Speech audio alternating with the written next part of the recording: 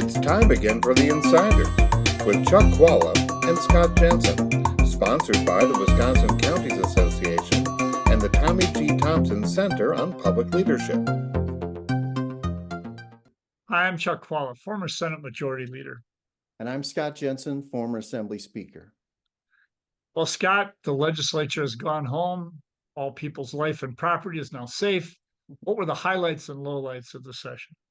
Well, as you know, the spring session is usually lots of odds and ends, things left over that didn't get done in the state budget or in the big fall session. So I would say that the one thing everybody, lots of slaps on the back, lots of attaboys would be the human trafficking laws that were passed, trying to increase education among people who work in fields that would come in contact with that, requiring it to be reported.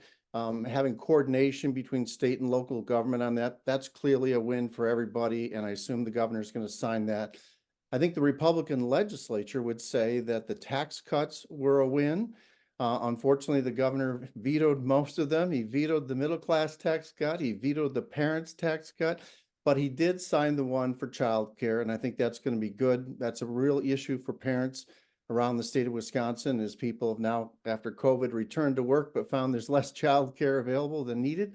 It's been a big problem for folks. So I think that's a good one that was signed. It's unfortunate the others were not signed. I would say the girls' sports thing for Republicans, I think they did the right thing. I think the governor's going to do the wrong thing and veto that one. There's always, of course, unresolved issues in session where the two houses can't agree, as well as the governor and the legislature can't agree. So you had right of first refusal, which is probably the most lobbied issue of the legislative session. The two houses could not come to agreement on that. And then you had gubernatorial appointments. And I think the governor went 45-8, where he got 45 of them through and 8 of them were rejected by the legislature. So lots of odds and ends there, but a few victories for folks to take home and talk about in the elections. Well, true insider stuff is the right of first refusal. He said, what? Huh? Yeah, right. But it's very important for utilities and for their superstructure, which is ATC. They did not get that bill passed. It's interesting there's a whole dynamic there we could talk about. But there were a lot of other things. The things that get lost are the lowlights, the things that didn't pass that overwhelmingly are supported by people across the state.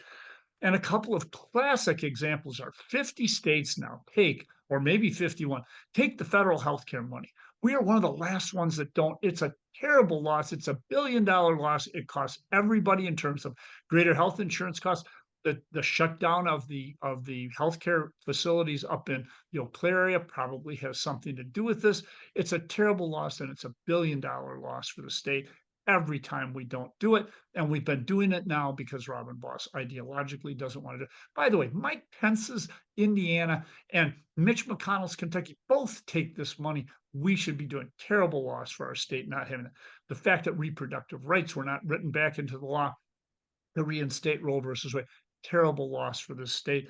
And no action on marijuana. 80% of the people in this state now support that. The fact that our veterans cannot get any relief from PTSD for this is ridiculous. And we are losing a lot of tax revenue because people are just going over the line to Illinois or Minnesota or Michigan in order to be able to do it. So those are the big losses that aren't even seen. Now, there are some that might have been closer to the finish line that we might want to look at, but some that did get over the finish line, like the UW, the deal with the devil, where you finally get an engineering building that everybody agreed on, but the devil, Robin Voss, managed to extract from them terrible things. And then on top of it, what he did and what LeMahieu did at the end was to say, okay, regents, those of you who did not vote for this, at the end, we're going to make sure that you are knocked off the board of regents.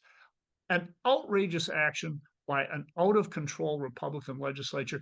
That's what I saw at the end. And by the way, the Republicans will not pay any price for not leaving these people on. But there were a number of really wonderful individuals who served and were knocked off the board of regents.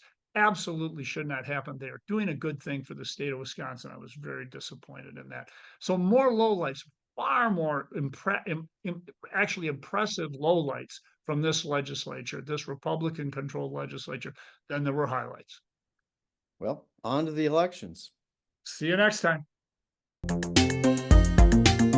You've You've been listening to The Insiders with Chuck Chvala and Scott Jensen, sponsored by the Wisconsin Counties Association and the Tommy G. Thompson Center on Public Leadership.